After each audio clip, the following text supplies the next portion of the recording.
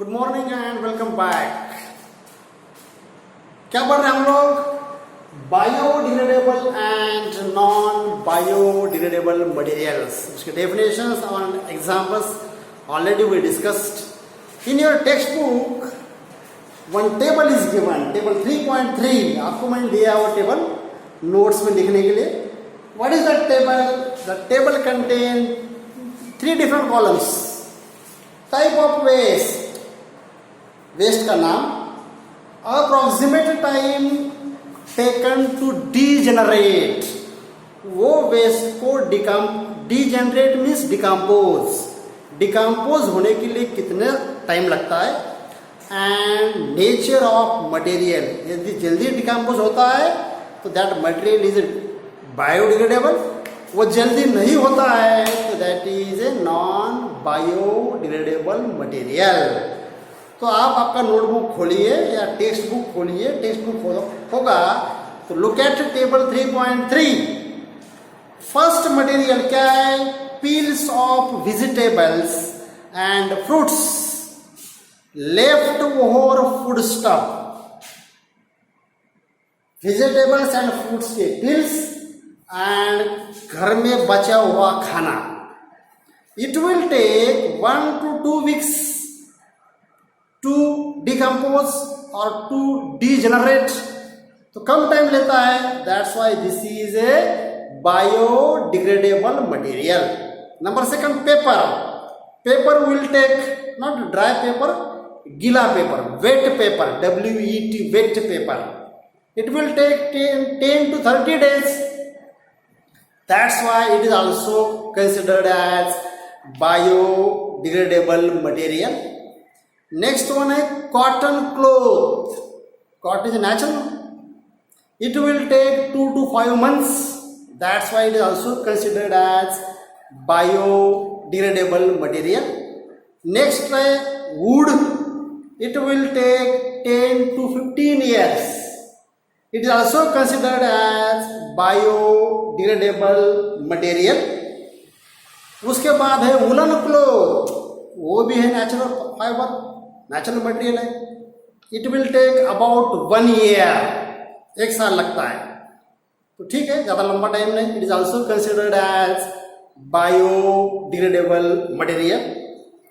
इस बार number next है tin, it is one metal, aluminium and other metal cans, tin, aluminium and other metals, it will take 100 to 500 years। देखो सड़ने के लिए कितना टाइम चाहिए उसको? 100 साल से लेके 500 साल तक, बहुत लंबा टाइम है, that's why this material is considered as non biodegradable. And last but not least, what is that? Plastic bags, plastics, and it will take several years, कितना साल सर?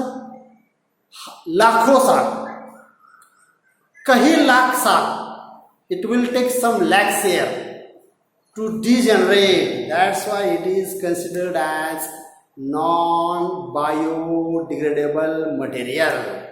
तो समझ में आया what is the problem of the plastic? Plastics are not environment friendly, plastics are not environment friendly, they are not friend of environment। क्यों? because they are not decomposing easily, they are non biodegradable material, लाखों साल वो सड़ते नहीं है, तो फिर कोई कहेगा उसको फिर जला दो। Plastics can not burn completely, वो पूरे जलते भी नहीं है। If you burn the plastic, they release poisonous gases in the air and it causes air pollution। देखा होगा आपने कुछ प्लास्टिक जब जलाते तो काला काला काला धुआं आता है, पॉइजनस गैसेस, तो पूरा जलता भी नहीं, नीचे ऐसा बूंद बूंद बूंद बूंद गिरता है, नीचे कुछ गिरता है, बाकी का मटेरियल ऊपर जाता है, dangerous. Can we throw the plastic in the water? No, वहां पर भी वो सड़ता नहीं, it will causes the water pollution. Can we throw it on the soil? No, वहां भी कुछ होता नहीं. It causes the soil pollution. तो सॉइल पोल्यूशन करता है, वाटर पोल्यूशन करता है, एयर पोल्यूशन करता है. So this is the problem of the plastic with the environment. But at the same time we can not avoid the use of plastics. हम लोग plastic का use avoid नहीं कर सकते. फॉर एग्जाम्पल टूथब्रश, सबको चाहिए टूथब्रश, वो plastic का है. तो ऐसी बहुत सारी चीजें हैं in day to day life, वो प्लास्टिक से बनी है. आप यदि थोड़ा सा इधर उधर देखेंगे, आपका पेन प्लास्टिक का है, आपके सॉक्स प्लास्टिक के, आपके शर्ट वो सिंथेटिक है.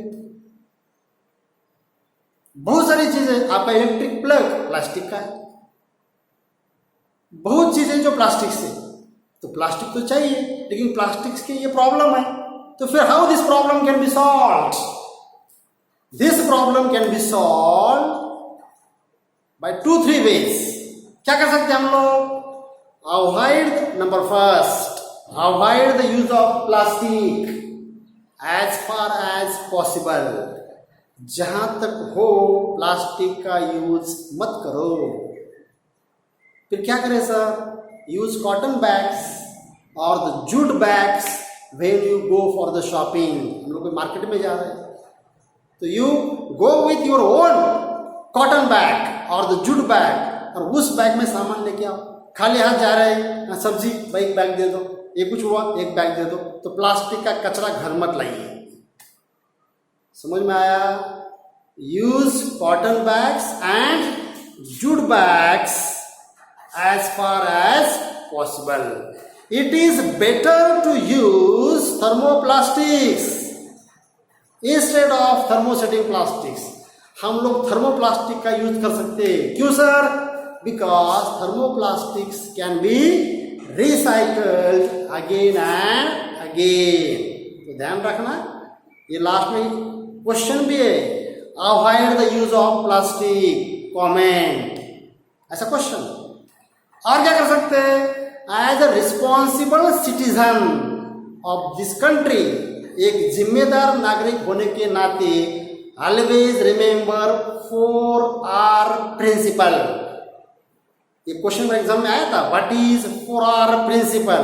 क्या है 4R? 4R, 1R, 2R, 3R, 4R. ये है 4R, 1 2 3 4. What is this? First R reduce. What is second R? Reuse, recycle, recover. ये 4R है.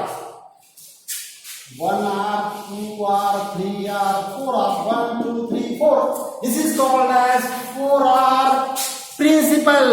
Principle, PLE, PAL नहीं, PAL बोलते प्रिंसिपल. नवोदय का प्रिंसिपल, वो प्रिंसिपल नहीं, लॉजिक, तत्व. तो what is this 4R principle? Number 1, reduce, कम करो. क्या कम करना है? Reduce the use of non biodegradable material. जो मटेरियल डिकम्पोज होते नहीं है उसका यूज कम करो. कर सकते हैं? यस, कर सकते. Number 2, reuse. री मीन्स अगेन, यूज म्हणजे वापर, पुन्हा पुन्हा यूज करा. उसी चीज को और यूज करो. कैसे? Reuse the material again and again. The materials which can be recycled, for example, paper can be recycled, thermoplastics can be recycled, metals can be recycled. ऐसे मटेरियल्स को खराब होने के बाद फेंको मत, जलाओ मत, उसको कलेक्ट करो एंड बेच दो. That material will go to the industry and they can recycle the material. Recycled material can be reused again and again. Number 3, recycle. Recycle पता है आपको? Recycle the materials which can be recycle. जिसको हम recycle कर सकते हैं उसको recycle करो. यहाँ वहां फेंको मत, जलाओ मत, पानी में फेंको मत, रिसाइकल करो. And number 4, recover. सपोज हम लोग कहीं नीचे गिर गए, जख्म हो गई या गड्ढा हो गया, तो बाद में वो गड्ढा भर जाता है. क्या हुआ? रिकवर. किसने किया? बॉडी ने किया. वैसे रिकवर द लैकिंग सब्सटेंस. जो सब्सटेंस कम है, जिसको हमने खत्म किया है, उसको रिकवर करो. For example tigers. इंडियन चीता खत्म हुआ है, इंडिया में चीता है नहीं, टाइगर की संख्या भी कम कम हो रही थी इंडिया में, लेकिन गवर्नमेंट ने कुछ प्रिकॉशंस ली, नेशनल पार्क बनाए और उसमें वहाँ पे टाइगर्स को सब कुछ दे दिया जो उनको चाहिए। तो क्या हो रहा है, आहिस्ता आहिस्ता टाइगर की संख्या बढ़ रही है। तो वो है रिकवर। हमने बहुत जगह पे जंगल काट दिया है, वहाँ कुछ भी नहीं है, तो ऐसे जगह पर हम लोग और पेड़ लगा सकते हैं और जो हमने खोया है उस चीज को और दोबारा प्रस्तापित कर सकते हैं। That is called as recover. So reduce, reuse, recycle and recover, this is called as 4R principle. So dear student, the lesson is completed. I hope all you enjoyed this online teaching. बढ़िया लिखो और इसके बाद बढ़िया से पढ़ाई करो। All the best.